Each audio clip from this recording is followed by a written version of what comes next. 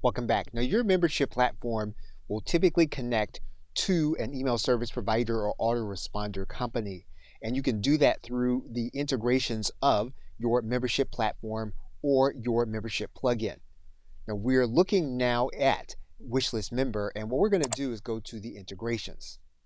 And what you're going to see here is there's a section for email providers. You'll see here that Mailchimp is connected. We can connect a number of other platforms. In this case, we can connect GetResponse to our platform. What we're going to do here is turn on the integration, and then we're going to need to click this button in order to configure our settings. Now, what you're going to need from your autoresponder for this particular integration will be a specific URL and API key. Now, every provider as well as every interface is going to be different, but you are going to need to undergo some connection process.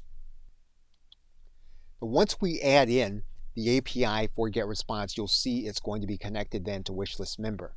What we can do then is we can start looking to use our specific mailing lists.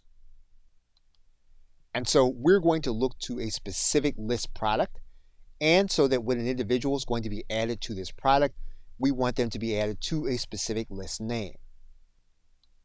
And so we're going to write in a specific list name so that when an individual is going to be added, they're going to be then moved into this particular list inside of GetResponse.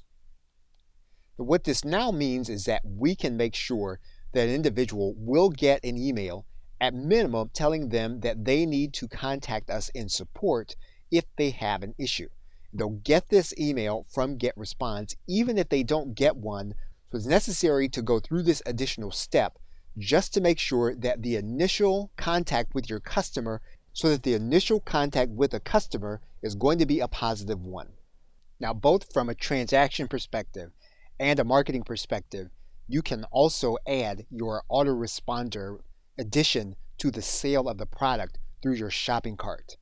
And in this case, if we're using ThriveCart, what we can do is we can edit our product. And in ThriveCart, the way you do this is to work on the behavior and then to add a specific rule. And you'll notice here that you're going to set up a behavior rule. And what you're saying to ThriveCart is that when the product is purchased, you're going to have something to happen. Now, what we want to do is to add this person to a marketing list that we have set up. Now, we have already integrated GetResponse with ThriveCart. So what we would do is we would click GetResponse. And because GetResponse has been integrated with ThriveCart, we're going to be able to add them to a specific list already created within ThriveCart. Now, you can do it so that if you set up this connection in ThriveCart, you don't have to set it up within Wishlist Member. So what we're going to do is we're going to click Save.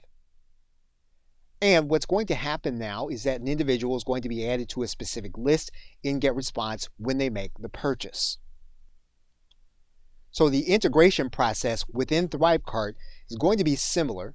When you click this button that says View Settings, you're going to just click through in order to authorize ThriveCart to work with GetResponse. Now, for the sake of this video, this process has already been completed. That's why GetResponse is integrated. But you would come to this screen in order to integrate that autoresponder with ThriveCart. If your autoresponder was Mailchimp, you can do the same thing. So basically, whatever the integration process is, you'll follow it through this interface. So basically, what we have now done is after the purchase, we're going to be sure that an individual is going to get an email from us, and we have two opportunities to make that happen. Once with a transaction email and another with an autoresponder email, whether we set that autoresponder email up through our shopping cart or with the membership platform. You don't need to do both.